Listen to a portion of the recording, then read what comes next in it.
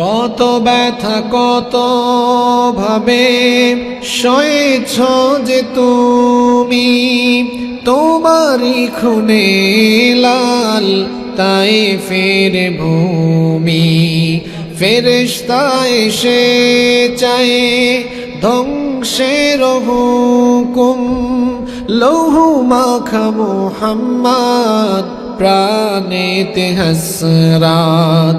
হে আল্লাহ দয়া করো এ তায়েফবাসী, ওরা চিনেনি তো আমি যে মুহাম্মদ, হৃদয়ে মুহাম্মদ। আমি আজ আপনাদের সামনে কোরআনে কারীমের 30 নম্বর পারা, শেষ পারায় অবস্থিত 102 নম্বর সূরা সূরাতু আত-তাকাসুর থেকে আজকে কথা বলবো ইনশাআল্লাহ। এই সূরা থেকে আলোচনা শুরু করবার আগে সওয়াবের নিয়তে আমরা সবাই তেলাওয়াত করে এই সূরার আলোচনায় আমরা প্রবেশ করব ইনশাআল্লাহ।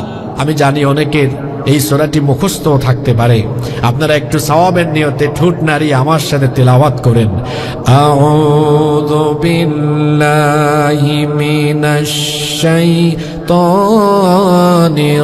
রাজীম, বিসমিল্লাহির রাহমানির রাহিম। আলহাকুমুত التكاثر حتى زرتم المقابر، كلا سوف تعلمون ثم كلا سوف تعلمون، كلا لو تعلمون علم اليقين لترون الجحيم ثم لترونها عين اليقين ثم لتسألن يومئذ عن النعيم। সাদাকাল্লাহুল আযীম। তরজমা এবং তাফসীর আমরা একসাথে করব ইনশাআল্লাহ। এই সূরা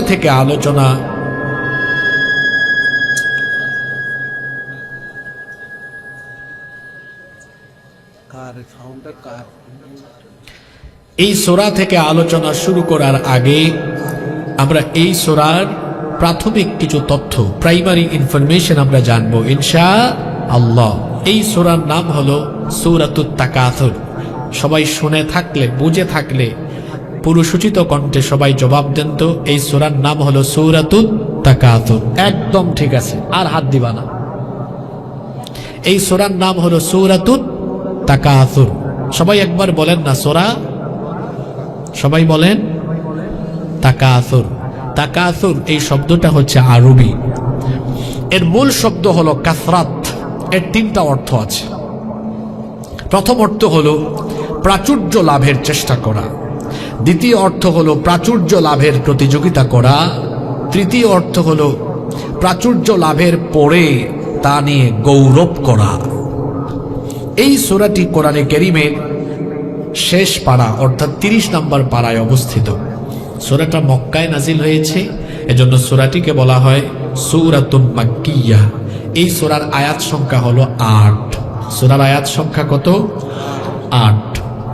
তাহলে সূরার প্রাথমিক তথ্য আমরা জানলাম। সূরার নাম হলো সূরাতুত। আজকের মাহফিল কি কবরস্থানে হয় না জিন্দাস্থানে হয়? জুড়ে বলেন তো একটু। আমার বাড়ি হচ্ছে সিলেটে। হযরত শাহজালাল রহমতুল্লাহ আলাইহির রুহানি সন্তান। আমাদের পূর্বপুরুষরাও ছিলেন বীর পুরুষ, সাহসী, যেটা বলি সোজা সাপটা বলি, উঁচা গলায় বলি। এজন্য দুর্বল মুসলমান আমরা দেখতে পারি না। আমার পূর্বপুরুষরা তো দুর্বল ছিলেন না। দুর্বল ছিলেন না বলেই তো হযরত শাহজালাল মুজাদ্দিদ ইয়ামেনী 360 জন আউলিয়া নিয়ে সিলেটে ঢুকে গৌর গোবিন্দকে সিলেট থেকে উৎখাত করে দিয়েছেন। তা আপনারাও তো পীর আউলিয়ার এলাকার মানুষ। এই খুলনার বাগেরহাটে এসেছেন হযরত খান জাহান আলী রহমতুল্লাহি আলাইহি। তা আওয়াজের দশা দেখে মনে হচ্ছে এক একজন মহিলার থেকে অবস্থা আরো খারাপ। হ্যাঁ, 500 কিলোমিটার জার্নি করে আসলাম আমি আর ক্লান্ত হলেন আপনি। বিষয়টা তো বড় আশ্চর্যজনক। সূরার নাম হলো মহিলার মতো না, পুরুষ মানুষের মতো বলেন। মহিলারা বাড়ি থেকে লজ্জা পাচ্ছে যে কি আওয়াজের দশা, মাইক ভালো আছে, আপনাদের অবস্থা ভালো না।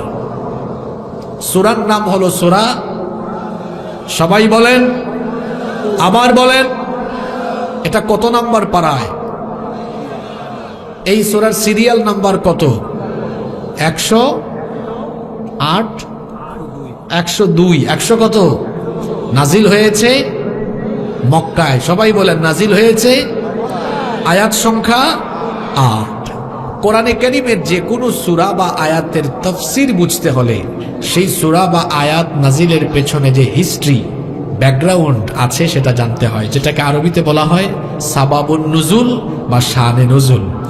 এই সূরা নাজিলের পেছনেও চমৎকার একটা ঘটনা আছে। এই সূরা নাজিলের পেছনে সেই চমৎকার ঘটনাটা কি? আল্লাহর রাসূলের সাহাবীদের দুই দল, এক দল আর এক দলের সাথে নিজেদের গৌরব গাথা বর্ণনা করে করে বাদানুবাদে লিপ্ত হয়েছেন। এক দল আর এক দলকে বলেন যে আমাদের বংশে অমুক টাকাওয়ালা, পয়সাওয়ালা, সম্পদশালী ব্যক্তি আছেন। এটা শুনে অন্য দল বলল আমাদের বংশে অমুক নামি দামি নেতা আছেন। এই রকম করে এক দল আরেক দলের সাথে তাদের নিজেদের গৌরব গাথা বর্ণনা করে বাদানুবাদে লিপ্ত হয়ে গেল। বাদানুবাদ করতে করতে, তর্ক করতে করতে এক পর্যায়ে তারা কবরস্থানে পৌঁছালো। কবরস্থানে গিয়ে তাদের পূর্বপুরুষ যারা দুনিয়া থেকে চলে গিয়েছে তাদের কবরের পাশেও তারা তাদের পূর্বপুরুষদের গৌরব গাথা বর্ণনা করে এক দল আর এক দলের সাথে বাদানুবাদে লিপ্ত হয়েছে। একদল বলল এই যে আমাদের বংশে অমুক ছিলেন, তিনি মারা গিয়েছেন, তিনি অমুক এত বড় নেতা ছিলেন। আর একজন বলল আমাদের বংশে এর চাইতে আরো খ্যাতি সম্পন্ন মানুষ ছিলেন। উভয় দল যখন দুনিয়াবি জাগতিক বিষয় নিয়ে, আল্লাহর নবীর সাহাবীদের দুই গ্রুপ যখন দুনিয়াবি বিষয় নিয়ে তারা উভয়ের সাথে বাদানুবাদ করতে করতে কবরস্থানে গিয়েও তাদের পূর্বপুরুষদের বীরত্ব গাথা নিয়ে উভয়ে যখন উভয়ের সাথে বাদানুবাদে লিপ্ত হয়ে গেলেন, আল্লাহ তাআলার কাছে বিষয়টা অপছন্দের হলো। আল্লাহ সঙ্গে সঙ্গে এই সূরা নাজিল করলেন, আল্লাহকুমুত তাকাসুর হাত্তা যুরতুমুল মাকাবির। প্রাচুর্যের প্রতিযোগিতা তোমাদেরকে মোহাচ্ছন্ন করে রেখেছে। অধিক পাওয়ার আশা, কে কার থেকে বেশি এই দুনিয়াতে অর্জন করবে, কার চাইতে কে বেশি টাকাওয়ালা হবে, কার চাইতে কে বেশি ক্ষমতা পাবে, কার চাইতে কে বেশি খ্যাতি অর্জন করবে, এই রকম দুনিয়ার মোহে মোহাচ্ছন্ন হয়ে হয়ে তোমাদের পরিস্থিতি এমন হয়েছে, হাত্তা যুরতুমুল মাকাবির, কবর পর্যন্ত তোমরা এসে পৌঁছে গিয়েছো। আল্লাহ তাআলা এই দুই দলের নিন্দা করে এই সূরা নাজিল করলেন। এই সূরার মূল প্রতিপাদ্য বিষয় হলো আখিরাতের চাইতে দুনিয়ার জীবনকে প্রাধান্য দেওয়া যাবে না। কারণ দুনিয়ার জীবন ক্ষণস্থায়ী আর আখিরাতের জীবন হলো চিরস্থায়ী। এই সূরার বিষয়বস্তু হলো যারা আখিরাতের চাইতে দুনিয়ার জীবনকে প্রাধান্য দিয়ে দুনিয়ার মোহে মোহাবিষ্ট হবে, তাদের অশুভ পরিণতি, তাদের ভয়ঙ্কর পরিণাম কি হবে তা এই সূরার ভেতরে সবিস্তারে যিনি তুলে ধরেছেন। গলার আওয়াজ বড় করে সবাই বলেন তো তিনি কে? আল্লাহ তাআলা শুরু করছেন এভাবে, আমার সাথে তেলাওয়াত করেন, আল্লাহকুমুত তাকাসুর হাত্তা যুরতুমুল মাকাবির। প্রাচুর্যের প্রতিযোগিতায় তোমাদেরকে মোহাচ্ছন্ন করে রেখেছি। প্রাচুর্য, ধন সম্পদ, যশ, খ্যাতি, ক্ষমতা, এগুলোর জন্য পাগল হতে হতে হতে হতে তোমরা দুনিয়ার মুহে এমন ভাবে পড়ে গিয়েছো, তোমরা আখিরাতকে ভুলে গিয়েছো। আর দুনিয়ার পিছনে পড়ে থাকতে থাকতে থাকতে থাকতে হাত্তা যুরতুমুল মাকাবির, তোমরা কবর পর্যন্ত পৌঁছে যাচ্ছ। ইন্না লিল্লাহি ওয়া ইন্না ইলাইহি রাজিউন। এই দুনিয়াতে যা কিছু আছে সবকিছু আল্লাহ বানিয়েছেন মানুষের জন্য, আর মানুষকে আল্লাহ বানিয়েছেন তার গোলামির জন্য। সুবহানাল্লাহ। কথা বুঝে থাকলে বলেন তো, এই দুনিয়ার সবকিছু আল্লাহ কাদের জন্য বানিয়েছেন? আমাদের জন্য। সূর্যের আলো, বাতাস, পানি, অক্সিজেন, হাইড্রোজেন, এক কথায় যত নিয়ামত আছে সব নিয়ামত আল্লাহ তাআলা সৃষ্টি করেছেন কাদের জন্য? আমাদের জন্য। কিন্তু এগুলো ব্যবহারের অনুমতি আপনাকে দেওয়া হয়েছে। এগুলোর পেছনে ছুটে এগুলাকে আসল মনে করে এগুলোতে ডুবে থাকার জন্য আপনাকে বলা হয় নাই। আপনার বাড়িতে যদি আজকে কোনো মেহমান আসে, তো মেহমান আসলে আপনি তাকে একটা রুম দিবেন, তাকে খাবার দাবার দিবেন, আপ্যায়ন করবেন, আতিথেয়তা দেখাবেন। কিন্তু মেহমান বাড়িতে আপনি গিয়ে যদি মনে করেন যে এই বাড়ির কিছু অংশ আমার আছে, তার এই ঘরের খাট এটা আমার, তার ফ্যান এটা আমার, লাইট এটা আমার, বলেন তো মেহমান বাড়িতে গিয়ে ওই বাড়ির কোনো কিছুর মালিকানা দাবি করার মতো কোনো অধিকার আপনার আছে? জোরে বলেন, আছে? নাই। মেহমান বাড়িতে যাওয়ার কারণে আপনি ওই বাড়িতে থাকা জিনিসপত্র ব্যবহারের সুযোগ পাবেন, তারা আপনাকে এই সুযোগটা দিবেন, কিন্তু মালিকানার কোনো সুযোগ আপনার নাই। এই দুনিয়া হলো আমাদের জন্য মেহমান খানা, মুসাফির খানা। এই দুনিয়ার সবকিছু আল্লাহ আমাদেরকে ব্যবহারের অনুমতি দিয়েছেন, কিন্তু এগুলোর পেছনে ছুটতে ছুটতে আমরা এগুলোর মালিক হিসাবে নিজেদেরকে দাঁড় করিয়ে তারপরে এগুলোর মুখে ডুবে থাকার জন্য আমাদেরকে দুনিয়াতে পাঠানো হয় নাই। এজন্য আল্লাহ তাআলা বলছেন, এই দুনিয়ার সবকিছুই হলো তোমাদের জন্য উপভোগ্য।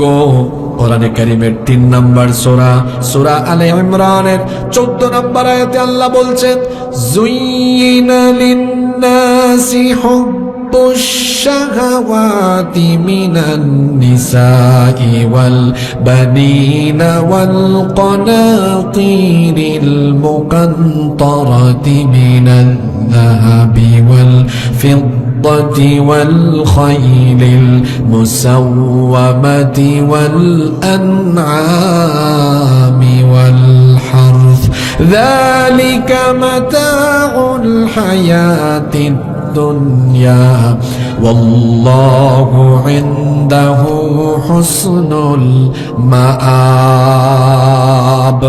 আল্লাহ তাআলা বলছেন, মানুষের জন্য প্রবৃত্তি এবং নারী সন্তানাদি, সোনার উপর বস্তু, চিহ্নিত ঘোড়া, গবাদি পশু, চাষাবাদের বিষয়াবলী, এগুলো হচ্ছে মানুষের জন্য দুনিয়ার ভোগ্য সামগ্রী। আল্লাহ তাআলা এগুলো দিয়েছেন যাতে করে দুনিয়ায় এগুলো মানুষ ভোগ করে, কিন্তু মানুষ যেন এগুলো পেয়ে মনে না করে এটা তার জন্য উত্তম। মানুষের জানা থাকা দরকার, দুনিয়ার চাইতে আখিরাতে আল্লাহ যা রেখেছেন সেটা উত্তম, কম না বেশি। কোথায় বসাইলেন? কবরস্থানে ওয়াজে, কোনো মজা নাই এখানে। কথা কি বোঝা যায় আমার? দুনিয়াতে আপনারা যা পাইছেন এগুলার চাইতে আখিরাতে যা আছে সেগুলা আরো ভালো না খারাপ? রব্বুল আলামিন বলছেন, বাল তুসিরুনাল হায়াতাদ দুনিয়া ওয়াল আখিরাতু খায়রুন ওয়া আবকা। কোরআনুল কারীমের 87 নম্বর সূরা, সূরাতুল আলা এর 16 নম্বর আয়াতে আল্লাহ বলছেন, তোমরা দুনিয়ার জীবনকে প্রাধান্য দাও, অথচ ওয়াল আখিরাতু খায়রু ওয়া আবকা, আখিরাত হলো তোমাদের জন্য আরো উত্তম, আরো উৎকৃষ্ট। আখিরাতের ব্যবস্থাপনা দুনিয়ার ব্যবস্থাপনার চাইতে উত্তম। যিনি বলেছেন, জোরে বলেন, তিনি কে? আশ্চর্যের ব্যাপার হলো এই মানুষ দুনিয়াতে যা পেয়েছে সেটার উপরে তারা এমন ভাবে মশগুল হয়েছে, আখিরাতকে তারা বেমালুম ভুলে গিয়েছে। অথচ আখিরাতের তুলনায় এই দুনিয়ায় যা কিছু আছে সেগুলো এতটাই তুচ্ছ, এতটাই নগণ্য। কোরআনে কারীমের 29 নম্বর সূরা, সূরাতুল আনকাবুতের 64 নম্বর আয়াতে আল্লাহ বলছেন, ওয়া মা হাদিহিল হায়াতুদ দুনিয়া ইল্লা লাহওয়া ওয়া লাইবু ওয়া ইন্নাদ দারাল আখিরাতা লাহিয়াল হায়াওয়ানু লাউ কানু ইয়ালামুন। আল্লাহ তাআলা বলছেন এই দুনিয়ার জীবন তোমাদের জন্য খেল তামাশা ছাড়া আর কিছুই নয়, নিশ্চয়ই আখিরাতের আবাস হলো তোমাদের জন্য অধিকতর উত্তম। যদি তোমরা সেটা জানতে, যদি সেটা বুঝতে, তোমাদের জন্য সেটাই কল্যাণকর হতো। সময়ের দিক বিবেচনায় আখিরাতের তুলনায় দুনিয়ার জীবন কতটা তুচ্ছ, দুনিয়ার জীবন কত নগণ্য শোনেন। এই দুনিয়াতে আমরা এসেছি, কতকাল থাকবো কেউ আমরা জানি না। আগামীকাল কেউ যদি বিদেশে যায়, লন্ডন আমেরিকায় যায়, বিমানে টিকিট কাটলে পরে টিকিটের মধ্যে লেখা থাকে কখন তার ফ্লাইট, বিকাল 3টার সময় ফ্লাইট লেখা থাকে। একজন লন্ডনগামী যাত্রী সে তার ফ্লাইটের সময় জানে, সে জানে আগামীকাল বিকেল 3টায় তার ফ্লাইট। দুনিয়াতে আমরা যারা আছি আমরা হলাম পরকাল যাত্রী। ডুমুরিয়ার লন্ডন যাত্রী ব্যক্তি তার লন্ডনের ফ্লাইটের সময় জানে, কিন্তু আশ্চর্যের ব্যাপার হলো পৃথিবীতে থাকা 800 কোটি পরকাল যাত্রী মানুষ, একজন মানুষও তার পরকালের যাত্রার সময় জানে না। এখানে এমন কে আছেন যে জানেন কোন তারিখের কয়টার সময় মারা যাবেন? কেউ জানি আমরা? যে দুনিয়ায় মশগুল হয়ে রইলাম আমরা, আখিরাতের তুলনায় এই দুনিয়া সময়ের দৃষ্টিকোণ থেকে কত নগণ্য। আল্লাহ তাআলা কোরআনে কারিমে কত সুন্দর করে আমাদেরকে বুঝায় দিলেন। কোরআনে কারিমের 9 নম্বর সূরা, সূরাতুত তাওবা এর 38 নম্বর আয়াতে আল্লাহ বলছেন, আরাদিতুম বিল হায়াতিদ দুনিয়া মিনাল আখিরাতি ফামা মাতাউল হায়াতিদ দুনিয়া ফিল আখিরাতি ইল্লা কালিল। আল্লাহ তাআলা বলছেন, তাহলে কি তোমরা দুনিয়ার জীবন পেয়ে সন্তুষ্ট হয়ে গেলে, অথচ দুনিয়ার চাইতে আখিরাতের দুনিয়ার চাইতে আখিরাতের জীবন হলো বড়। আখিরাতের তুলনায় দুনিয়ার জীবনটা হচ্ছে খুবই তুচ্ছ, কলিল, একেবারে নগণ্য। সময়ের দৃষ্টিকোণ থেকে সেটা কত নগণ্য। দুনিয়ার সফর শেষ করে একদিন যখন আমরা দুনিয়া ছেড়ে চলে যাব, অতঃপর যখন কবর থেকে আমাদেরকে হাসরের ময়দানে একদিন উঠানো হবে, একদিন আমাকে আপনাকে হাসরের ময়দানে উঠানো হবে, এ ব্যাপারে আমাদের মনের মধ্যে কি কোনো সন্দেহ আছে নাকি? আসতে বলবেন না, জোরে বলেন, সন্দেহ আছে নাকি? এই যে 20, 30, 40, 50, 60, 70, 80 বছরের জীবন, আখিরাতের তুলনায় এটা কত তুচ্ছ, কত কম মনে হবে। শোনেন, আমরা যখন হাসরের ময়দানে দাঁড়াবো, আল্লাহর নবী বলেছেন বিচারের দিনটা এত লম্বা হবে, 50 আলফা সানাতিন মিম্মা তাউদ্দুন, শুধুমাত্র বিচারের দিনটা 50,000 বছর লম্বা হয়ে যাবে। আপনার 80-90 বছরের জীবনের চাইতে শুধু বিচারের দিনটা হলো 50,000 বছর লম্বা। আল্লাহু আকবার। এজন্য আল্লাহ বলছেন, ওয়ায়াউমা ইয়াহশুরুহুম কাআন লাম ইয়ালবাথু ইল্লা সাআতাম মিনান নাহারি ইয়াতাআরাফুনা বাইনাহুম ক্বাদ খাসিরাল্লাযীনা কাযযাবু বিলিকাইল্লাহি ওয়া মা কানু মুহতাদিন। রব্বুল আলামিন কুরআনুল কারীমের 10 নম্বর সূরা, সূরা ইউনূসের 45 নম্বর আয়াতে বলছেন, সেই দিন হাসরের মাঠে যখন তাদেরকে একত্রিত করা হবে, বিচারের দিন যখন তারা দেখবে 50,000 বছর লম্বা, বিচারের দিন শেষ হচ্ছে না, এত হাজার বছর ধরে দাঁড়িয়ে যখন তারা থাকবে, তখন তাদের 20, 30, 50, 60, 70 বছরের জীবন তাদের কাছে মনে হবে আখিরাতের তুলনায়, দুনিয়ার জীবনে যতদিন ছিল আখিরাতের তুলনায় এটা 1 ঘন্টার চাইতে বেশি কিছু নয়। আল্লাহু আকবার। হাসরের ময়দানে আল্লাহ মানুষকে প্রশ্ন করবেন, ক্বালা কাম লাবিথতুম ফিল আরদি আদাদা সিনিন ক্বালু লাবিথনা ইয়াওমান আও বা'দা ইয়াওমিন ফাসআলিল আদিন। আল্লাহ তাআলা বলছেন, তাদেরকে হাসরের মাঠে জিজ্ঞেস করা হবে, কাম লাবিথতুম ফিল আরদ, তোমরা দুনিয়াতে কতদিন ছিলে? শুনতেছেন আপনারা? আল্লাহ বলবেন, দুনিয়ায় কতদিন ছিলে? এই যে হাসরের মাঠে দাঁড়িয়ে আছো 50,000 বছর, তখন আমরা কি জবাব দিব? আমরা বলবো লাবিথনা ইয়াউমান আও বা'দা ইয়াউম, মনে হচ্ছে দুনিয়ায় আমরা একদিন বা আধা দিনের মতো হয়তো ছিলাম। আল্লাহু আকবার। আখিরাতের তুলনায় দুনিয়ার জীবন সময়ের পরিমাপগত দিক থেকে নগণ্য। আবার আপনি যদি আয়তনের দিক থেকে আপনি যদি আবার পরিমাণের দিক থেকে এটাকে পরিমাপ করেন যে আখিরাতের তুলনায় দুনিয়াটা কেমন, আল্লাহর নবী কি বলেছেন শুনেন। আল্লাহর নবী বলেছেন, ওয়াল্লাহি, আল্লাহর কসম, মাদ দুনিয়া ফিল আখিরাতি ইল্লা মিসলু মা ইয়াজআলু আহাদুকুম ইসবাহু হাদিহি ওয়া আশারা ইয়াহইয়া বিস-সাব্বাবা। আল্লাহর নবী এই হাতের আঙ্গুলের এই আঙ্গুলটা ইশারা দিয়ে সাহাবীদেরকে দেখালেন আর বললেন, এই আঙ্গুলটা যদি সাগরের বিশাল জলরাশিতে চুবানো হয়, সাগরের বিশাল জলরাশিতে এই আঙ্গুলটা চুবানোর পরে যখন আঙ্গুলটা তোলা হবে, তখন সাগরের বিশাল এই পানির তুলনায় হাতের আঙ্গুলের মাথার সাথে যে পানি থাকবে, সেই পানির পরিমাণটা কেমন? অনেক বেশি না খুব তুচ্ছ? আরো জোরে বলেন, অনেক বেশি না তুচ্ছ? আল্লাহর নবী বলেছেন, মহাসাগরের বিশাল পানির তুলনায় হাতের আঙ্গুলের মাথার সাথে লেগে থাকা অল্প পানি যেমন তুচ্ছ, ঠিক তেমনি আখিরাতের তুলনায় দুনিয়া হলো তার চাইতে আরো তুচ্ছ,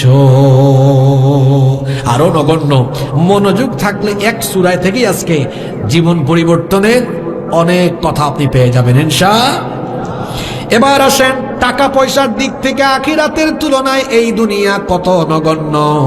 টাকার পেছনে আমাদের ছোটাছুটি, টাকা কামাইতে যায় হালালও দেখি না হারামও দেখি না, সমান তালে হারাম পয়সায় হারাম উপার্জন করে দেখা যায় মানুষের সহায় সম্পদ লুটপাট করে, তারপরে সম্পদের পাহাড় গড়ে। এমন ডাকাত আমাদের সমাজে আছে না নাই? আল্লাহর নবী বলেছেন, অর্থ সম্পদের দিক থেকে আখিরাতের তুলনায় এই দুনিয়ার জীবন কত নগণ্য। এই হাদিসটা মুসলিম শরীফে বর্ণিত হয়েছে। হাদিসের বর্ণনাকারী সাহাবী হচ্ছেন জাবির ইবনে আব্দুল্লাহ রাদিয়াল্লাহু আনহুমা। তিনি বলছেন, আন্না রাসূলুল্লাহি সাল্লাল্লাহু আলাইহি ওয়াসাল্লাম মাররা বিস-সুকি দাখিলাম মিন বাদিল আলিয়া। আল্লাহর নবী বলেছেন, আল্লাহর নবী একদিন আলিয়া অঞ্চল থেকে মদিনায় ঢোকার পথ ধরে হেঁটে আসতেছেন, একটা বাজার দিয়ে তিনি অতিক্রম করছেন। ওয়ান্নাসু কানাফাতাহু, আল্লাহর নবীর চতুর্দিকে অনেক লোকজন ছিল। ফামাররা বিজাদিন আসাক্কা মাইয়িতিন ফাতানাওয়ালুহু ফাআখাযা বিউদুনিহি। আল্লাহর নবী বাজার দিয়ে অতিক্রম করছেন, এমন সময় আল্লাহর নবী একটা ক্ষুদ্র কান বিশিষ্ট মরা বকরির বাচ্চার পাশ দিয়ে তিনি যাচ্ছেন। ভালো করে শোনেন, ক্ষুদ্র কান বিশিষ্ট, কানটা একটু ছোট কাটা, ক্ষুদ্র কান বিশিষ্ট মরা একটা বকরির বাচ্চার পাশ দিয়ে নবীজি যাচ্ছেন। আল্লাহর নবী মৃত ওই বকরির বাচ্চার ক্ষুদ্র কান ধরলেন, ধরে এটা উঁচু করলেন, তারপরে সাহাবীদেরকে বললেন, আইয়ুকুম ইউহিব্বু আন্না হাযা লাহু বিদিরহাম। ও আমার সাহাবীরা, এমন কে আছো যে এই ক্ষুদ্র কান বিশিষ্ট মরা বকরির বাচ্চাকে মাত্র 1 দিরহাম দিয়ে ক্রয় করবে? আমি যদি আপনাদেরকে বলি এই এলাকায় একটা মরা গরু পড়ে আছে, 1 টাকা দিয়ে কেউ এটা কিনবেন নাকি? আরো জোরে বলেন, কিনবেন নাকি? আল্লাহ নবী সাহাবীদেরকে বলতেছেন, একটা ক্ষুদ্র কান বিশিষ্ট মৃত বকরির বাচ্চা, এই যে দেখো সাহাবীরা, তোমরা কি এটা 1 দিরহাম দিয়ে কিনবা নাকি? ফাকালু, সাহাবীরা তখন বললেন, মা নুহিব্বু আন্নাহু লানা বিশাইইন ওয়া মা নাসনাউ বিহি। ওগো আল্লাহর নবী, কেন আমরা 1 দিরহাম খরচ করে এই মৃত বকরির বাচ্চাটা কিনবো? আল্লাহর নবী তখন বললেন, আচ্ছা ঠিক আছে, আতুহিব্বুনা আন্নাহু লাকুম, 1 দিরহামও লাগবে না, বিনা পয়সায় ফ্রি মাগনা কি তোমরা এই বকরির বাচ্চা কেউ নিবে নাকি? সাহাবীরা তখন বললেন, আচ্ছা আমি যদি আপনাদেরকে বলি এখানে যদি মরা গরু থাকে, এটা কি বিনা পয়সায় এই গরু কেউ নিবেন নাকি? আল্লাহর রাসূল সাহাবীদেরকে বললেন, বিনা পয়সায় এই মরা বকরির বাচ্চা কেউ নিবে নাকি? সাহাবীরা তখন বলল, ওয়াল্লাহি, আল্লাহর কসম, লাউ কানা হাইয়ান, যদি এটা মৃত না হয়ে জীবিত হতো, কানা আইবান ফি, আমরা এটা নিতাম না, কারণ এটার মধ্যে দোষ আছে, কান একটু ছোট, লিআন্নাহু আসাক ফাকাইফা ওয়া হুয়া মাইয়িত। ওগো আল্লাহর নবী, জীবিত থাকলেই তো আমরা এটা টাকা দিয়ে কিনতাম না, তো এখন মরে গেছে, এটা কোন দুঃখে আমরা কিনবো? আল্লাহর নবী বললেন, তোমাদেরকে কেনার জন্য আমি কথাটা বলি নাই, আমি তোমাদেরকে একটা জিনিস বোঝানোর জন্য প্রশ্নটা করেছি। নবীজি সাহাবীদেরকে তখন বললেন, ফাওয়াল্লাহি লাদ-দুনিয়া আহওয়ানু আলাল্লাহি মিন হাদা আলাইকুম। আমার সাহাবীরা, তোমরা যেমন ক্ষুদ্র কান বিশিষ্ট মরা একটা বকরির বাচ্চাকে এক দিরহামও না, একেবারে বিনা পয়সায়ও কিনতে চাইলে না, শোনো, তোমাদের কাছে যেভাবে একটা মরা বকরির বাচ্চা অতি তুচ্ছ, অতি নগণ্য, ঠিক তেমনি ভাবে আমার আল্লাহর কাছে আখিরাতের তুলনায় এই দুনিয়া হলো আরো তুচ্ছ, আরো নগণ্য। এবার আসেন আয়তনের দিক থেকে আখিরাতের তুলনায় দুনিয়ার জীবন কত নগণ্য। আল্লাহর নবী বলেছেন, মাউদিউ সাউতিন ফিল জান্নাতি খায়রুম মিনাদ দুনিয়া ওয়া মা ফিহা। আল্লাহর নবী বলেছেন, জান্নাতের এক চাবুক পরিমাণ জায়গা দুনিয়া এবং দুনিয়াতে যা আছে সবকিছুর তুলনায় জান্নাতের এক চাবুক পরিমাণ জায়গা আরো উত্তম। সুবহানাল্লাহ পড়বেন না আপনারা? এরপরে আসেন, আল্লাহ তাআলা কোরআনে কারিমেও বলেছেন, সব দৃষ্টিকোণ থেকেই আখিরাতের তুলনায় এই দুনিয়া হলো নগণ্য। অথচ এই দুনিয়ার মোহে পড়ে, দুনিয়ার প্রাচুর্য, বৈষয়িক উপায় উপাদানের পিছনে পড়ে মানুষ আখিরাতকে বেমালুম ভুলে গিয়েছে। এজন্য আল্লাহ বলছেন, আল্লাহকুমুত তাকাসুরু হাত্তা যুরতুমুল মাকাবির। প্রাচুর্যের প্রতিযোগিতা তোমাদেরকে মহাচ্ছন্ন করে রেখেছে। তোমাদের পরিস্থিতি হলো এমন, তোমাদের কাছে যা আছে, যত পায় তত আরো চায়, যত পায় তত আরো চায়। কারো যদি এই ভান্ডার পাড়ায় একটা বাড়ি থাকে, মন ভরে না। যদি ডুমুরিয়া উপজেলা পরিষদে একটা বাড়ি হইতো, ডুমুরিয়া উপজেলা পরিষদে বাড়ি হওয়ার পর আর মন ভরে না। যদি খুলনা শহরে হইতো, খুলনা শহরে যখন হইল, কয় এখন যদি ঢাকায় হইতো, ঢাকায় হওয়ার পরও মন ভরে না, কয় এখন যদি বিদেশে সেকেন্ড হোম হিসাবে, বেগম পাড়ায়, কানাডায়, কানাডার বেগম পাড়ায়, আমেরিকার নিউ ইয়র্কে বাড়ি হইতো। তার চাহিদার কোনো শেষ নাই, যত পায় তত আরো চায়। একটা সাইকেল আছে, সাইকেল, রাস্তাঘাটে যখন মোটর সাইকেল দেখা, কয় যদি একটা মোটর সাইকেল হইতো। যখন একটা মোটর সাইকেল হয়, তার চেয়ে আরো দামি মোটর সাইকেল, যদি সে 180 এরকম কোনো মোটর সাইকেল চালায়, তো বলে আহারে যদি একটা পালসার বা ডিসকভার হইতো। পালসার বা ডিসকভার যখন হইল, কয় যদি এখন একটা এফজেড হইতো। এভাবে দেখা যায় মানুষের অবস্থা হলো এমন, সে যত পায় তত আরো। হইছে ইউনিয়ন পরিষদের মেম্বার, কয় আমার নেক্সট টার্গেট চেয়ারম্যান হওয়া।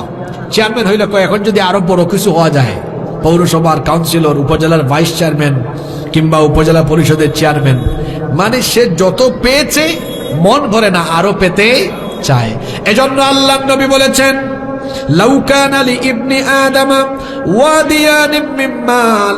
আদম সন্তানকে যদি 2টা উপত্যকা ভরা সম্পদের পরিমাণ মালিক বানানো হয়, যদি আদম সন্তান 2 উপত্যকা ভর্তি সম্পদের মালিক হয়ে যায়, লাবতাগা ওয়াদিয়ান সালিসা, এরপরেও তৃতীয় আরেকটা উপত্যকা ভরা সম্পদের মালিক হতে চাইবে।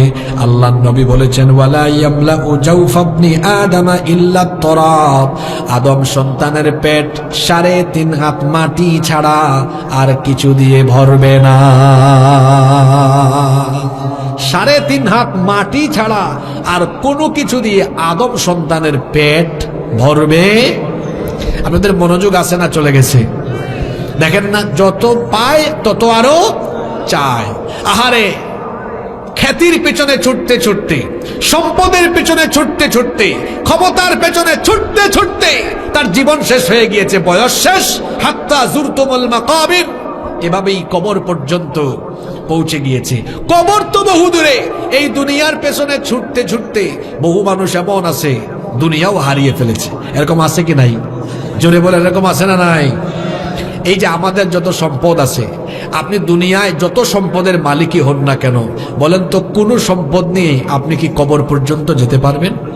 কবর পর্যন্ত যাওয়া তো দূরের কথা, আপনারা চোখের সামনে দেখেছেন যারা দুনিয়ার পেছনে ছুটতে ছুটতে হালাল হারাম বাস বিচার করে না, জনগণের সম্পদ চেটে পুটে খেয়ে লুটপাট করে যারা সম্পদের পাহাড় তৈরি করেছে, জুলাই আগস্টে আপনারা দেখেছেন সেই চোরের দল অবৈধ পন্থায় সম্পদ যা অর্জন করেছিল তা ফেলে রেখে জামাতের সাথে দেশ থেকে চোরের মতো পালিয়ে চলে গিয়েছে।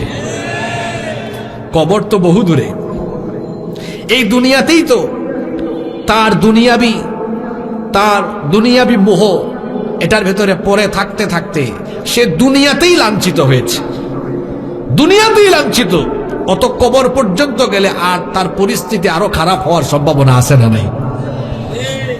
আল্লাহ তাআলা এর জন্য বলছেন আল্লাহকুমুত তাকাসুর, প্রাচুর্যের প্রতিযোগিতায় তোমরা মোহাবিষ্ট হয়ে গিয়েছো, হাত্তা যুরতুমুল মাকাবির, এমনি করে তোমরা কবর পর্যন্ত পৌঁছে যাচ্ছ।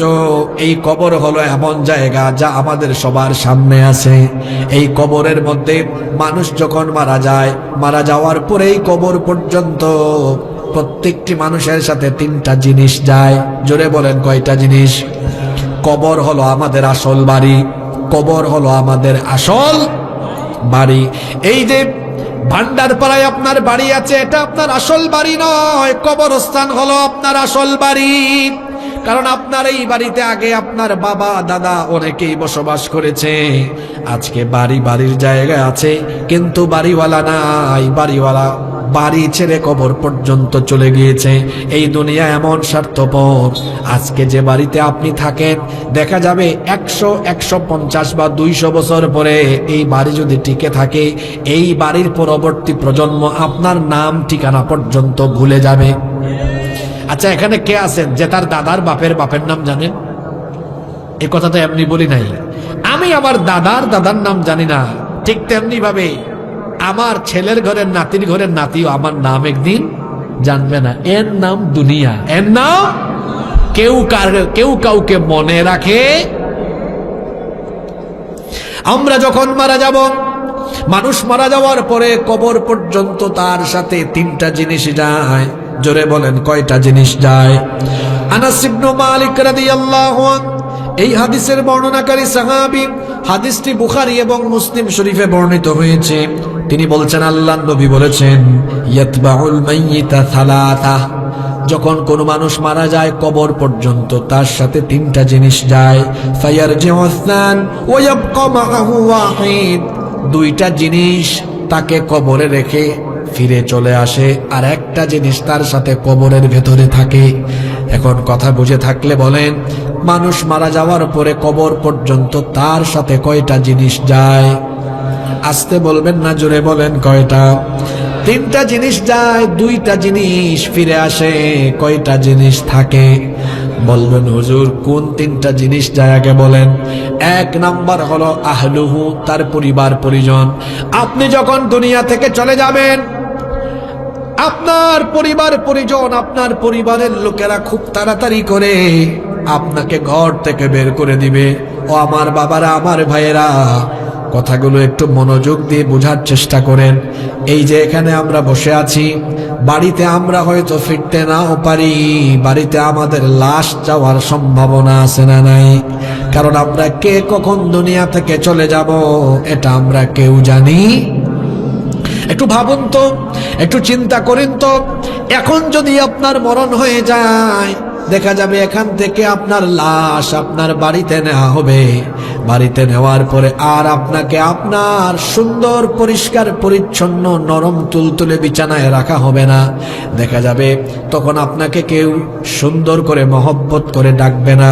আপনার ছেলে মেয়ে বলবে না আব্বা এসেছেন, আব্বাকে খাটে শুয়াও, বরং সবাই বলবে লাশকে সুন্দর করে শোয়া রাখো। আপনাকে কোনো নরম তুলতুলে বিছানায় শোয়ানো হবে না। এই যে নিচে বসেছেন পাটি, তেরপাল, এগুলোর মধ্যে শুইয়ে রাখা হবে। তারপরে দেখা যাবে আপনার আপনজন আপনার লাশ রেখে মিটিং এ বসে যাবে, তড়িঘড়ি করে তাড়াহুড়া করে দ্রুততার সাথে তারা আপনাকে জানাজা আর দাফন দেওয়ার ব্যবস্থা করবে। দেখা যাবে কেউ চলে যাবে বাঁশ ঝাড়ে বাঁশ কাটতে, কেউ বা চলে যাবে চুলা তৈরি করে গরম পানি প্রস্তুত করতে, কেউ বা আবার চলে যাবে কাফনের কাপড় কিনতে। মসজিদে ঘোষণা দেওয়া হবে আর 3 বা 4 ঘন্টা পরে আপনার জানাজার নামাজ অনুষ্ঠিত হবে। দেখা যাবে এরই মধ্যে দ্রুত গতিতে কবর খোঁড়া হয়ে যাবে, গরম পানি প্রস্তুত হয়ে যাবে।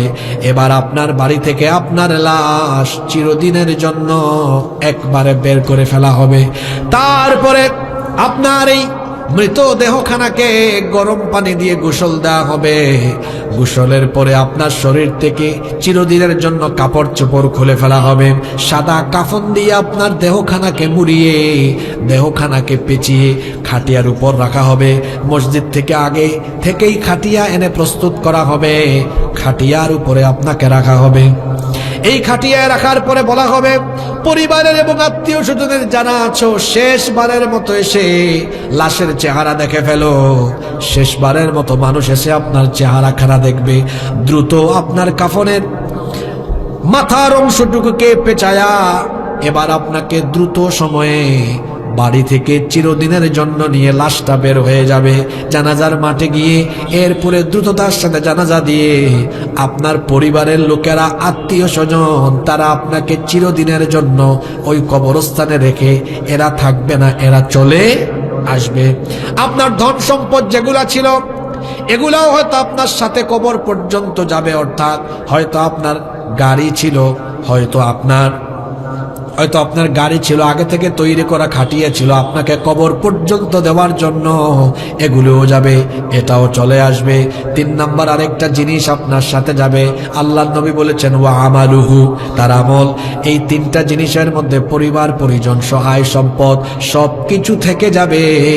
আপনার সাথে কবর পর্যন্ত আপনার আমল যাবে। তার মানে আমল ভালো হলে ফয়সালা ভালো, আমল খারাপ তো ফয়সালা খারাপ। এই জন্য দুনিয়াতে থাকার সময়ে আপনাকে আমলের প্রতিযোগিতা করতে হবে।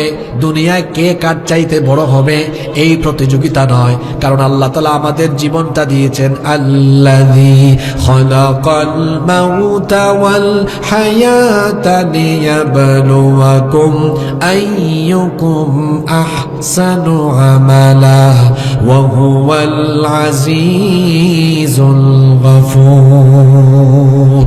জীবন মৃত্যুর মাঝখানে এই যে সময়টা দেওয়া হলো, কেন দেওয়া হয়েছে?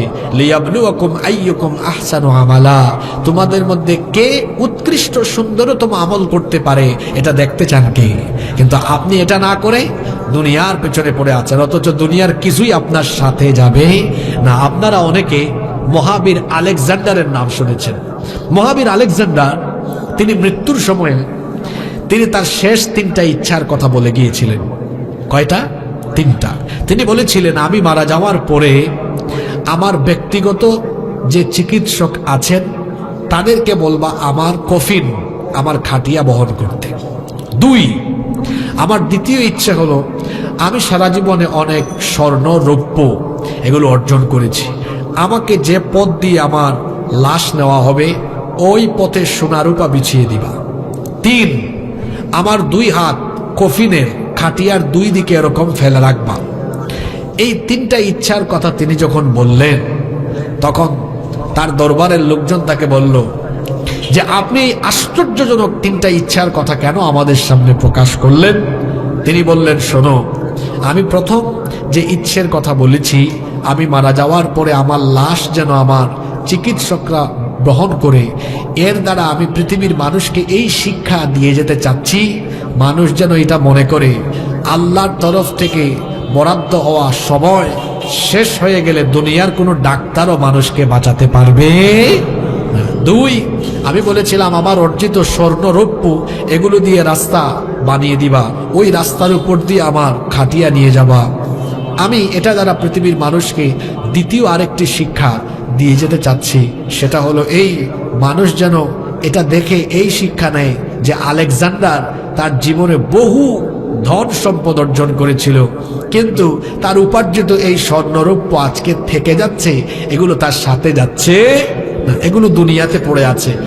3 নাম্বার, আমি বলেছি যে আমার 2 হাত কফিন বা খাটিয়ার 2 দিকে ফেলে রাখবে, যাতে মানুষ আমার খালি হাত দেখে এই শিক্ষা নেয় আলেকজান্ডারের 2 হাত ভর্তি সম্পদ ছিল, কিন্তু আলেকজান্ডার সব সহায় সম্পদ দুনিয়ার সবকিছু ফেলে খালি হাতে আলেকজান্ডার দুনিয়া ছেড়ে চলে যাচ্ছে। আল্লাহু আকবার।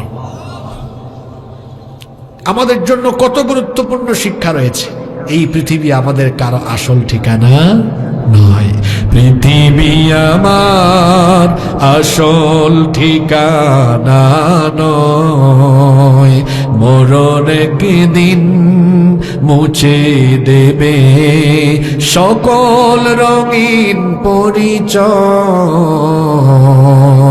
পৃথিবী আমার আসল ঠিকানা নয়, মিছে মানুষের বন্ধন, মিছে মায়া স্নেহ প্রীতি ক্রন্দন, মিছে অভিনয় নাটকের মঞ্চে, মিছে জয় আর পরাজয়।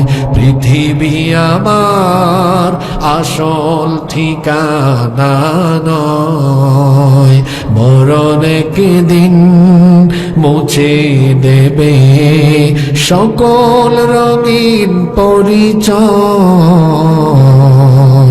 পৃথিবী আমার আসল ঠিকানা নয়। এই পৃথিবীতে কেউ থাকে নাই, আমরাও থাকবো না। মৃত্যু আমাদের পিছনে, কবর আমাদের সামনে। এই দুনিয়ার মুখে আমরা এতই পাগল হয়ে আছি। আহারে, বয়স তো কম হলো না, চলে যাচ্ছে সময়। যে সময় চলে যাচ্ছে তা আর জীবনে কোনোদিন ফিরে আসবে না। অর্থ সম্পদের, সহায় সম্পদের পাহাড় গড়তে গড়তে জীবন চলে গেল। একটা বাড়ি বানাতে বানাতে আপনার জীবনের 30, 35, 40 বছর সময় চলে যাচ্ছে। অনেক সময় এমন হয় দুনিয়ার কাজ করতে গিয়ে আখিরাতের কাজ হয় না। আমরা আখিরাতের চেয়ে দুনিয়ার কাজকে প্রাধান্য দেই। দেখেন তো এমন হয় কিনা? অনেক সময় দেখা যায় দুনিয়ার গুরুত্বপূর্ণ কোনো কাজ করছে, দুপুর 1:15 হয়েছে, আজান হয়ে গেছে, আল্লাহর বান্দা আজান শুনেও নামাজে যায় না। তাকে কি দুনিয়ার কাজে মত্ত থাকার জন্য বলা হয়েছে, না আখিরাতের কাজে মত্ত থাকতে বলা হয়েছে? হ্যাঁ, আখিরাতের কাজ করতে গিয়ে দুনিয়া ভুলে যাবেন এমন না। আপনি আখিরাতের কাজ করবেন, দুনিয়ার কাজও করবেন, দুটাকে ব্যালেন্স করে করবেন। কিন্তু দেখা যায় এত দুনিয়া পাগল হয়েছে, দুনিয়ার কাজ করতে গিয়ে আখিরাতের কোনো দাম, আখিরাতের কোনো কাজ তার নাই। 5 ওয়াক্ত নামাজ তার ঠিক নাই। দুনিয়ায় ক্ষমতার মোহে পড়ে আল্লাহর দেওয়া বিধিবিধান লঙ্ঘন করে তার আখিরাতকে নষ্ট করছে। ক্ষমতার মোহে অন্ধ হয়ে যায়, ক্ষমতার মুখে পাগল হয়ে যায়। যখন ক্ষমতা পায় মানুষকে আর মানুষ মনে করে না, তখন দেখা যায় তার দল মতের আদর্শের বিরোধী হলে নিরপরাধীকে অপরাধী বানাইয়া জেলখানায় রেখে সাজা দেয়। আছে না নাই? ক্ষমতার বড়াই করবেন না, কারণ ক্ষমতায় বসান যিনি, জুতার বাড়ি খাওয়াইয়া ক্ষমতা থেকে নামাতে পারেনও তিনি। দেখেন না, আমার দেশে এক রাবেয়া বসুরি ছিলেন, খুব ক্ষমতার অহংকার করতেন, খুব খুব ক্ষমতার অহংকার করতেন। 41 সাল পর্যন্ত স্বপ্ন দেখেছেন। 24 জুলাইয়েই ছাত্র জনতার ধাওয়া খাইয়া দেশ ছাড়তে হয়েছে। বড়াই করা যাবে না, অহংকার করা যাবে না, কারণ অহংকারের পরিণতি কখনো ভালো হয়। এই দুনিয়ার সব কিছু আল্লাহ দিয়েছেন আপনার ব্যবহারের জন্য, কিন্তু এগুলোর পিছনে পড়ে থাকার জন্য নয়। কিন্তু মানুষ এগুলোকে বড় মনে করে, এগুলোর পেছনে ছুটতে ছুটতে ছুটতে ছুটতে আরো গুরুত্বপূর্ণ বিষয় আখিরাতকে ভুলে গিয়েছে। এজন্য আল্লাহ বলছেন, আল্লাকুমুত তাকাসুরু হাত্তা যুরতুমুল মাকাবির। প্রাচুর্যের প্রতিযোগিতা তোমাদেরকে মোহাচ্ছন্ন করে রেখেছে। কার থেকে কে বেশি অর্জন করবে, দুনিয়ায় কে কার থেকে কোন দিক দিয়ে এগিয়ে যাবে, এই প্রতিযোগিতায় মত্ত হয়ে হয়ে তোমরা এই প্রতিযোগিতার মুহে পড়ে হাত্তা যুরতুমুল মাকাবির, কবর পর্যন্ত তোমরা পৌঁছে যাচ্ছ। এরপরে আল্লাহ তাআলা বলছেন, কাল্লা সাউফা তা'লামুনা সুম্মা কাল্লা সাউফা তা'লামুন। কাল্লা, নেভার এভার, কখনো নয়। সাউফা তা'লামুন, শীঘ্রই তোমরা জানতে পারবে তোমরা যে কাজ করেছিলে দুনিয়ায় এটা তোমাদের মারাত্মক ভুল ছিল। সুম্মা কাল্লা সাউফা তা'লামুন, আল্লাহ তাকিদ দিয়ে দ্বিতীয়বার একই কথা আবার বলছেন, অতঃপর কখনো নয়, শীঘ্রই তোমরা জানতে পারবে দুনিয়ার মোহে পড়া এটা তোমাদের জন্য কত মারাত্মক ভুল ছিল। শীঘ্রই তোমরা জানবে এর ভয়াবহ পরিণতি কি হতে পারে।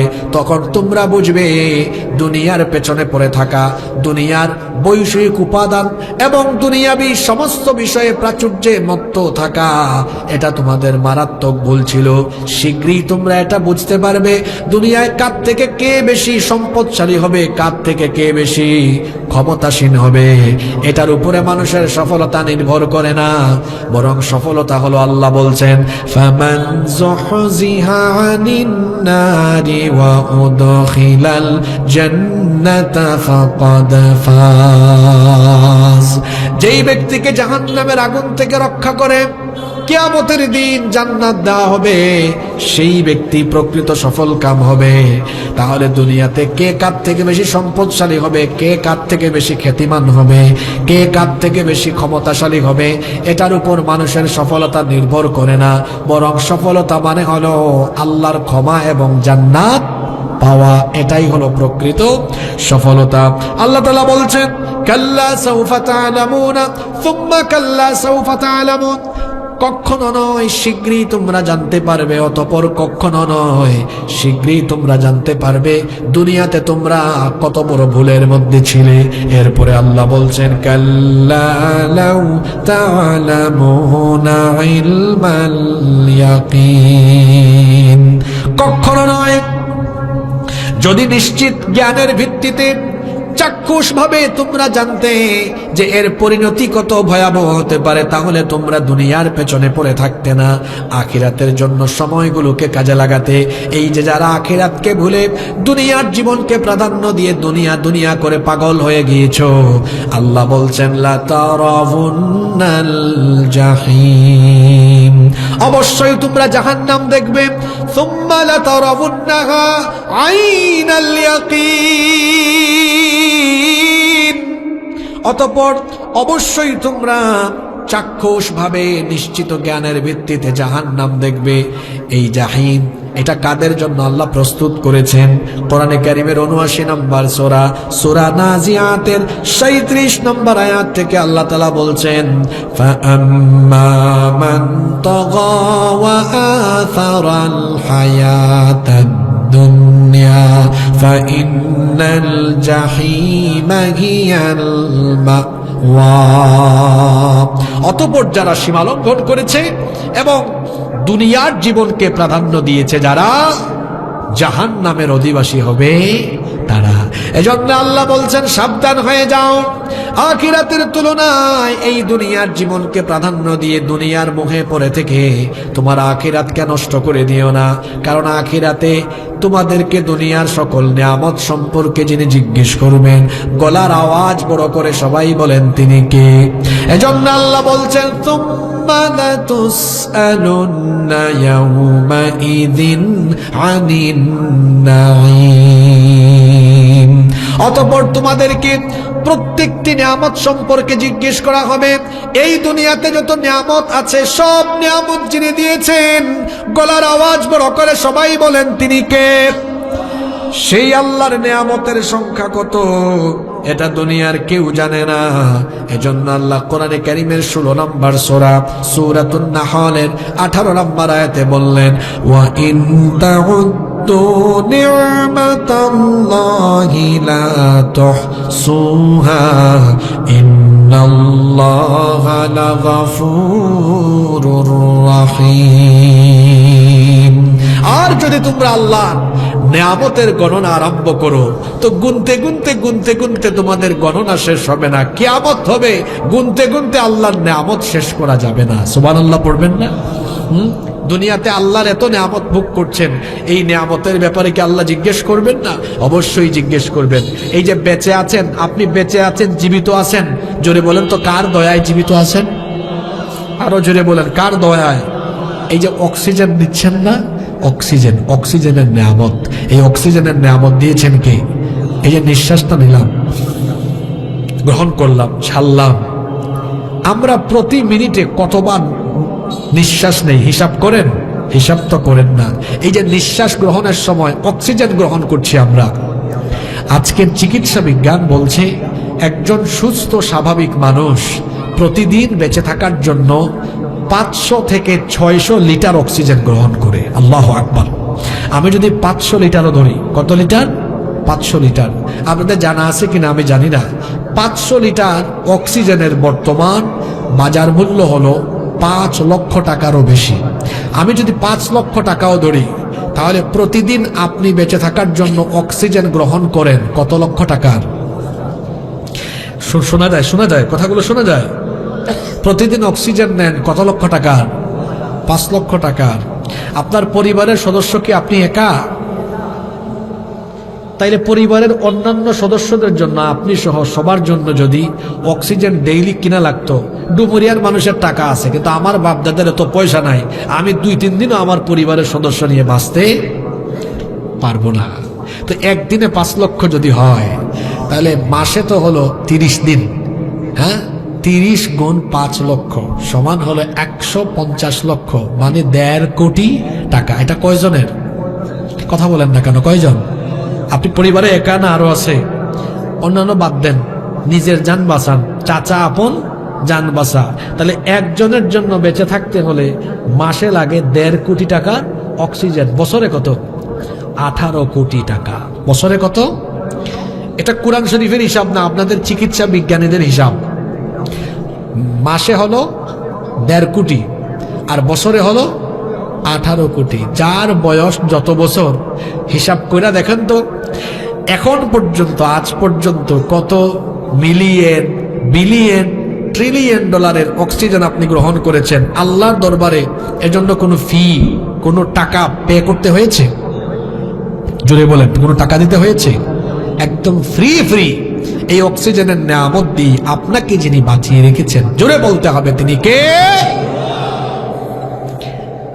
অক্সিজেনের নিয়ামত নিয়ে যে বেঁচে আছেন, আল্লাহ কি আপনাকে জিজ্ঞেস করবেন না, হে বান্দা আমার অক্সিজেন নিয়ে বেঁচে ছিলি, আমার দেওয়া অক্সিজেন গ্রহণ করে তুই গান শুনলি, আমার দেওয়া অক্সিজেন নিয়ে তুই আমার দিনের সাথে বিরোধিতা করলি, আমার দেওয়া অক্সিজেন গ্রহণ করে শয়তানের গোলামি করলি, এখন জবাব দে, আমার নিয়ামত খাইয়া, আমার নিয়ামত বুক করে আমার সাথে নাফরমানি করলে কেন? কারণ সুম্মা লা তুসআলুন্না ইয়াউমাইদিন আনিন নাঈম। সব নিয়ামত সম্পর্কে জিজ্ঞেস করবেন কে?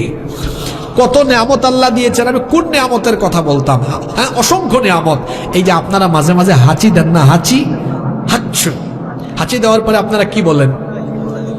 সবাই বলেন না, কি বলেন? আমরা বিপদে পড়লে বলি ইন্না লিল্লাহ, আশ্চর্যজনক কিছু শুনলে বলি সুবহানাল্লাহ, আর ভালো কিছু হলে বা ভালো কিছু হোক অথবা ভালো সময়ে আমরা বলি আলহামদুলিল্লাহ। তার মানে হাঁচি দিয়ে আলহামদুলিল্লাহ যে বলি, নিশ্চয়ই এর মধ্যে ভালো কিছু আছে, আছে না? আছে। সেটা কি?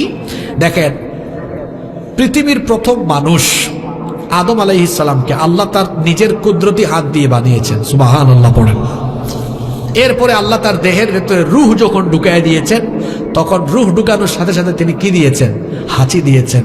তখন তিনিও বলেছিলেন আলহামদুলিল্লাহ। এই আলহামদুলিল্লাহ হাঁচি দিলে আমরা কেন পড়ি? আজকের বিজ্ঞানীরা হাজার হাজার বছর পরে এটা তারা গবেষণা করে খুব সুন্দর তথ্য দিয়েছেন। আলহামদুলিল্লাহ কেন পড়ি আপনি বুঝতে পারবেন। আমরা যে পরিবেশে বাস করি, আপনারা বলেন তো, এই পরিবেশে ধুলা বালু জীবাণু আছে না নাই? তো যে ধুলাবালু জীবাণু আছে এর পরিমাণ কম না বেশি? অনেক বেশি। তো আমরা যখন নিঃশ্বাস নেই, আমাদের নিঃশ্বাসের সাথে নাকের ভেতর দিয়ে অনেক ধুলা বালু জীবাণু ঢুকে একদম ফুসফুসে গিয়ে এগুলা জমা হয়। এখন যে ময়লাগুলো আমাদের ফুসফুসে জমা হয়, এগুলো যদি আল্লাহ অটোমেটিক বের করার ব্যবস্থা না করতেন, তাহলে প্রতি মাসে বা প্রতি 2-3 মাসে খুলনা মেডিকেল কলেজ ও হাসপাতালে গিয়ে আমরা আমাদের ময়লা সাফ করতে করতে বাপদাদার সম্পদ হয়তো শেষ হয়ে যাইতো। কিন্তু আমরা কেউ হাসপাতালে এগুলো বের করার জন্য যাওয়া লাগে? জোরে বলেন, যাওয়া লাগে না? যাওয়া লাগে না তো। কারণ আজকের চিকিৎসা বিজ্ঞানীরা গবেষণা করে দেখেছেন, যখন একজন মানুষ হাঁচি দেয়, এক হাঁচির সাথে 160 মাইল বেগে বাতাস নির্গত হয়। আল্লাহু আকবার। আপনাদের এলাকায় অনেকে মোটরসাইকেল চালান না? রাস্তাঘাট যদি একদম ভালো হয়, রাস্তাঘাট একদম যদি ভালো থাকে, তাহলে রাস্তাঘাট যদি একদম ভালো থাকে, গতি কত উঠাইতে পারবেন? সর্বোচ্চ 70-80, তাই না? 70-80। আমাকে লিখছে কমিটির পক্ষ থেকে, হুজুর লোকজন চলে যাচ্ছে, একটু গরম করে দেন। আপনার লোকজন শুনে না মাইকের আওয়াজ ঠিক মতো, হেরাতে বসতেই তো বেশি। জিজ্ঞেস করেন, আপনারা মন ভরে শুনতে পারছেন? আপনি আওয়াজ শুনে বুঝেন। আমরা তো ডেইলি মাহফিলে কথা বলি, আমার নিজের কাছেই খারাপ লাগতেছে, যেখানে প্রতিদিন আমরা কথা বললে সামনে শুধু আওয়াজ আর আওয়াজ শোনা যায়। মানুষ সামনে থেকে কথা বলে কখন জানেন? যখন সে মন ভরে শুনে, তখন জবাব দেয়। আমার নিজের কাছেই খারাপ লাগতেছে, মনে হচ্ছে একতরফা বলতেছি। মানুষ গরম ওয়াজ শুনতে আসে না। জিজ্ঞেস করেন, যেদিন ওয়াজ হয় এর পরের দিন কিন্তু কোন বক্তা কি বলে গেছে এগুলা মানুষ জাস্টিফাই করে। আরে চিল্লাইয়া চিল্লাইয়া কিছুক্ষণ ওই দলের বিরুদ্ধে বলবেন, পরের দিন মানুষ বলে হুজুর আসছে সব রাজনীতি করে চলে গেছে। আমরা তো একটা সূরা ধরেছি, সূরার নাম কি? সূরা তাকাসুর। এই সূরার তাফসীরের বাইরে গিয়েছি আমরা? হ্যাঁ, যারা শুনছে, শোনার সুযোগ পাইছে, ওরা ঠিকই বলবে হুজুর একটা সূরা ধরছিল, এই সূরাটা শেষ করে গিয়েছে। কি সুন্দর কথা চলতেছে যে সুম্মা লা তুসআলুন্না ইয়াউমা ইদিন আনিন নাই। আপনি হাঁচির নিয়ামতের কথা শুনেন। এখানে মাদ্রাসার হুজুররা আছেন, উস্তাদরা, আপনারা পড়ান না হাদিস শরীফে? হাঁচি আল্লাহর নিয়ামত, হাঁচি আল্লাহর তরফ থেকে আসে। আর হাই কার তরফ থেকে? শয়তানের তরফ থেকে আছে। হাঁচিকে নিয়ামত বলা হয়েছে কেন? ওই যে আমি যেখানে ছিলাম, মোটরসাইকেল ড্রাইভাররা ভালো রাস্তা পাইলে 60, 70, 80 গতি উঠায়, কিন্তু চিকিৎসা বিজ্ঞানীরা বলেছেন হাঁচির সময় নাক দিয়ে 160 মাইল বেগে বাতাস বের হয়। আল্লাহু আকবার। বিজ্ঞানীরা গবেষণা করে দেখেছেন, এই যে মানুষ যখন হাঁচি দেয়, 160 মাইল বেগের একটা হাঁচির সাথে ফুসফুসে জমে থাকা কমপক্ষে 5 থেকে 6 হাজার রকমের জীবাণু এক হাঁচি দিয়া বের হয়ে চলে যায়। সুবহানাল্লাহ। এই যে হাঁচির নিয়ামতটা আল্লাহ দিলেন, আল্লাহকে জিজ্ঞেস করবেন, হে বান্দা, আমি তো চাইলে তোরে আরো অসুস্থতা দিয়ে রাখতে পারতাম, অটোমেটিক বের করার ব্যবস্থা করে দিয়েছি। নিয়ামত আর নিয়ামত। এই যে চক্ষু আল্লাহ দিয়েছেন, আহারে, যার চক্ষু নাই সে দেখতে পারে না। অনেক মানুষ অন্ধ আছে না পৃথিবীতে? বলেন আছে না? আছে না? এই চক্ষু, এই যে আমার সামনে ক্যামেরা, এগুলাতে লেন্স আছে, মেগাপিক্সেলও আছে ক্যামেরায়, কত 100, 150 এরকম হবে। আপনি না চাইতেই আজকের চিকিৎসা বিজ্ঞান বলছে আল্লাহ আপনার চোখে 576 মেগাপিক্সেল দান করেছেন। আল্লাহু আকবার। এই ক্যামেরা কয়টা কালার শনাক্ত করতে পারে আমি জানি না, কিন্তু বিজ্ঞানীরা বলছেন human eyes can be identify more than 1 million colours. মানুষ তার একটা চক্ষু দিয়ে 10 লক্ষ কালার রং শনাক্ত করতে সক্ষম। সুবহানাল্লাহ। যে পরিবেশে আছি, জীবাণু ঢুকতেছে, চোখ অন্ধ হয়ে যেত। আল্লাহ বলছেন তোমার চোখের ভেতরে আমি একটা অটো মেডিসিন দিয়েছি। অটো মেডিসিন, পাতলা পাতলা পানি আছে না, চোখের ভেতরে পানি আছে, তরল পানি। যত জীবাণুই ঢুকুক এই তরল পানি দিয়ে সব পরিষ্কার করে আল্লাহ আমাদের চক্ষুকে হেফাজত করার ব্যবস্থা করেছেন। আল্লাহু আকবার। এই চোখের নিয়ামতের হিসাব হবে কিয়ামতে। আলেমদেরকে সাক্ষ্য রেখে বলছে, ইন্নাস সামআ ওয়াল বাসারা ওয়াল ফুআদা কুল্লু উলাইকা কানা আনহু মাসউলা। চোখের ব্যাপারে জিজ্ঞেস করবেন কে? যুবক ভাইয়েরা, ডুমুরিয়াতে যে জরিনা সকিনা দেখলে এক দুস্তরে কয়, দুস্ত দেখ কি যায়। এই যে চোখের নিয়ামতের অপব্যবহার করলেন, আল্লাহ কোরআনে বললেন এই চক্ষুকে নারীর দিকে নয় নিচের দিকে রাখো। হুকুম কার? আপনি যে আল্লাহর হুকুম লঙ্ঘন করলেন, আল্লাহর নিয়ামত, চোখের নিয়ামতের অপব্যবহার করলেন, এর জবাব দিতে হবে কার কাছে? এই যে জবান আছে বলে আমি কথা বলি, আপনি কথা বলেন, এই জবান দিয়ে নাপাক কথা বললে, এই জবান দিয়ে কোনো গুনাহ করলে, সেই দিন এই জবানের নিয়ামতেরও হিসেব চাইবেন কে? এজন্য আল্লাহ বলেছেন দুনিয়াতে যত নিয়ামত আছে, সুম্মা লাতুসআলুন্না ইয়াউমাইদিন আনিন নাঈম। অতঃপর কিয়ামতের দিন তোমাদেরকে সকল নিয়ামত সম্পর্কে জিজ্ঞেস করা হবে। যেহেতু আল্লাহ তাআলা সকল নিয়ামত সম্পর্কে জিজ্ঞেস করবেন, সেহেতু আল্লাহর নিয়ামতগুলো আল্লাহর পথে ব্যবহার করার দরকার আছে না নাই? আলোচনার শুরুতেই বলেছিলাম আল্লাহ সবকিছু বানিয়েছেন মানুষের জন্য, আর মানুষকে আল্লাহ বানিয়েছেন কার গোলামের জন্য? আসতে বলবেন না, জোরে বলেন কার গোলামের জন্য? তাহলে আমরা এই দুনিয়াতে দুনিয়ার পিছু পিছু ঘুরবো, নাকি আমরা আখিরাতমুখী জীবন গঠন করব? আখিরাতমুখী জীবন গঠন করার শিক্ষা হলো সূরা তাকাসুরের শিক্ষা। এজন্য আল্লাহ বলেছেন আল্লাহকুমুত তাকাসুরু হাত্তা যুরতুমুল মাকাবিরা কাল্লা সাওফা তা'লামুনা সুম্মা কাল্লা সাওফা তা'লামুন কাল্লা লাউ তা'লামুনা ইলমাল ইয়াকিনি লাতারাউন্নাল জাহিমা সুম্মা লাতারাউন্নাহা আইনাল ইয়াকিন সুম্মা লাতুসআলুন্না ইয়াওমাইযিন আনিন নাঈম।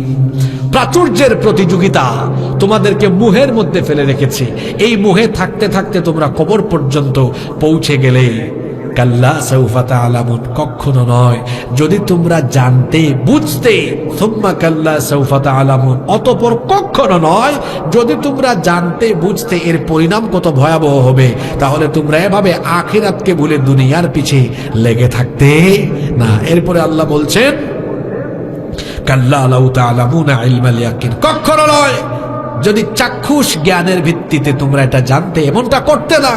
লাতারাউন্নাল জাহিম, শোনো, যারা এভাবে আখিরাতকে ভুলে দুনিয়াবি কাজে ব্যস্ত হয়ে আখিরাতের কাজ করো না। দেখা যায় দুনিয়ার কাজ করতে করতে আখিরাতের কাজ, নামাজটাও ঠিক মতো পড়ে না, এমন মানুষ আছে না নাই? যদি বলেন আছে না নাই? নামাজের টাইমে নামাজ নাই, দুনিয়ার কাজে ব্যস্ত। আমরা নামাজে গেলে খুশি হন কে? যদি বলেন কে? আর নামাজে না গেলে খুশি হয় কে? ভালোই বলছেন। এখন বলেন তো, আপনারা 5 ওয়াক্ত নামাজের টাইমে শয়তানকে খুশি করবেন না আল্লাহকে খুশি করবেন? যারা বললেন না তারা কি শয়তান থেকে খেলাফত নিছেন নাকি? 5 ওয়াক্ত নামাজে গেলে খুশি হন কে? না গেলে খুশি হয় কে? তাহলে আমরা খুশি করব কাকে? আল্লাহকে খুশি করতে হলে আমরা নামাজ ছাড়বো না আদায় করব? জোরে বলেন, ছাড়বো না আদায় করব? তাহলে আজকের এই মাহফিলে কি আমরা এই ওয়াদাটুকু করতে পারি যে আমরা কোনোদিন আর নামাজ ছাড়বো না? মৃত্যুর আগ পর্যন্ত আমরা 5 ওয়াক্ত নামাজ মসজিদে এসে জামাতের সাথে আদায় করব। কারা কারা রাজি আছেন? 2টা হাত আল্লাহরে দেখান তো। মাশাআল্লাহ, মাশাআল্লাহ। আল্লাহ সবার হাত কবুল করেন, বলেন আমিন। আল্লাহ বলছেন লাতারাউন্নাল জাহিম, এভাবে যদি তোমরা আখিরাত ভুলে যাও অবশ্যই জাহান্নাম দেখবে। সুম্মা লাতারাউন্নাহা আইনাল ইয়াকিন, ইয়াকিনের ভিত্তিতে চাক্ষুষ ভাবে তোমরা এই জাহান্নাম দেখবে। আর সেই দিন এমন এক দিন হবে, সুম্মা লাতুসআলুন্না ইয়াওমাইযিন আনিন নাঈম, তোমাদেরকে প্রত্যেকটি নিয়ামতের ব্যাপারে যিনি জিজ্ঞাসিত করবেন, জোরে বলেন তো তিনি কে?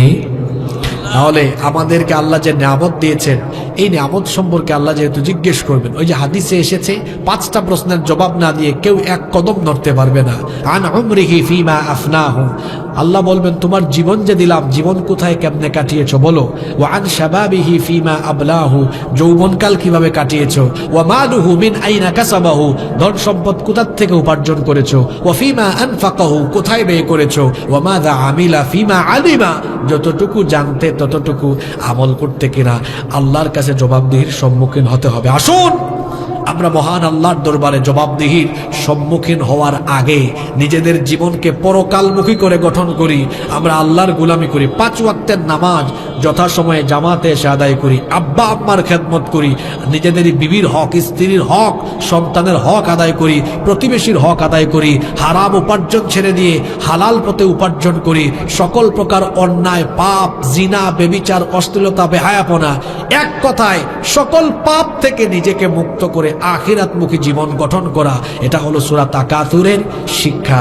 এই শেষ কথাটা মনে রাখবেন, আমরা এমন এক জায়গায় বাস করি, আমরা কেউ আমাদের ফ্লাইটের সময় জানেন? আচ্ছা, আপনারা এই শেষ কথাটা ভালো করে শুনেন। মনে করেন আপনি আগামীকাল দুবাই যাবেন, দুবাই। তো যশোর এয়ারপোর্ট থেকে সরাসরি ফ্লাইট মনে হয় নাই, না নাই, আপনি ঢাকায় যাবেন, ওখান থেকে যাবেন। আচ্ছা, তো কালকে যদি কারো ফ্লাইট হয় দুবাই যাবে বিকেলে, আপনারা বলেন তো আজকে সে বসে থাকবে না লাগেজ গুছাইয়া প্রস্তুতি নেবে? জোরে বলেন, প্রস্তুতি নিবে। তাহলে দেখেন আপনারা, আগামীকাল একজন ব্যক্তি দুবাই যাবে, সে আজকে প্রস্তুতি নিয়েছে, সে জানে কালকে যাবে। আমার দুঃখ লাগে কোন জায়গায় জানেন? এই মানুষগুলো কেউ জানে না সে কখন মরবে। দুবাই যাবে, তার ফ্লাইটের টাইম জেনে লাগেজ গুছাইয়া প্রস্তুতি নেয়, আর সে জানেও না 5 সেকেন্ড পরে মরতে পারে, তাও তার আখিরাতের কোনো প্রস্তুতি নাই। ইন্না লিল্লাহি ওয়া ইন্না ইলাইহি।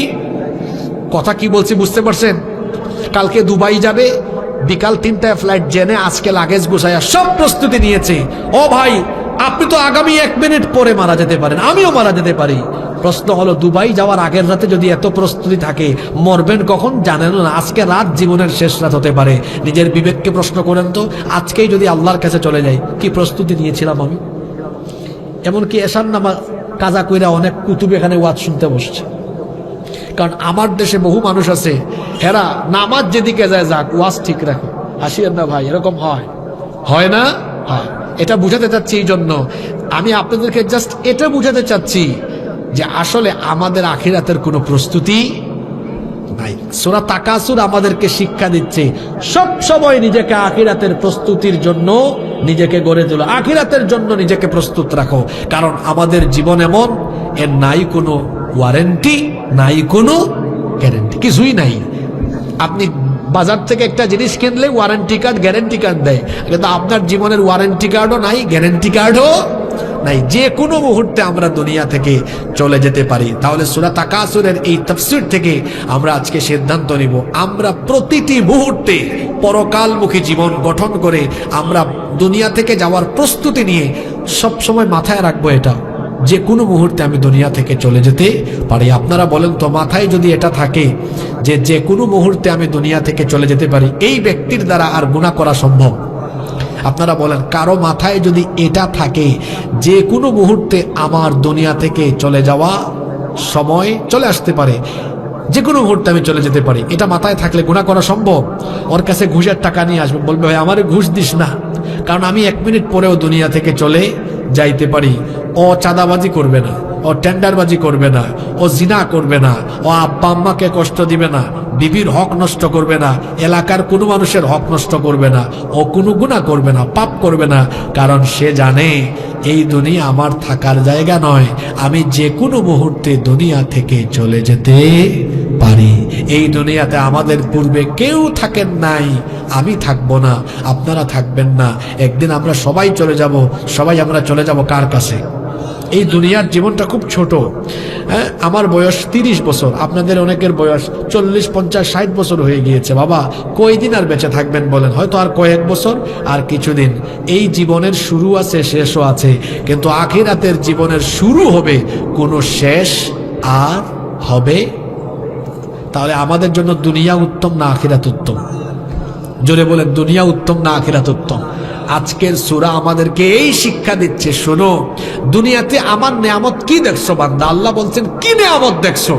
জান্নাতে আমি তোমাদের জন্য আরো চমৎকার চমৎকার নেয়ামত রেখেছি। আল্লাহ কোরআনে কি বলেছেন? কুররাতা আয়ুন ফালা তা'লামু নাফসুম মিন উখফিয়া লাকুম কুররাতা আয়ুনিন জাযাআম বিমা কানু ইয়ামালুন। আল্লাহ বলছেন, এমন এমন নয়ন প্রীতিকর নেয়ামত জান্নাতে রেখেছি যা তোমরা চিন্তাও করতে পারবে না, এমন অসম্ভব সুন্দর নেয়ামত তোমাদের জন্য রেখে দিয়েছি। সুবহানাল্লাহ। এজন্য আসুন আমরা দুনিয়ায় প্রতিটি মুহূর্তে মৃত্যুর কথা মাথায় রেখে জীবনটাকে গঠন করি, এই জীবনটাকে কাজে লাগাই, তাহলে আমাদের এই জীবনটা সফল হবে, সার্থক হবে। আখিরাতে আমরা আল্লাহর তরফ থেকে ক্ষমা এবং নাজাত পাবো, জান্নাত পাবো ইনশাআল্লাহ। আল্লাহ তাআলা আমাদেরকে আখিরাতমুখী জীবন গঠন করার তৌফিক দান করেন। আমরা সবাই বলি আমিন। একটা গজল আমাদের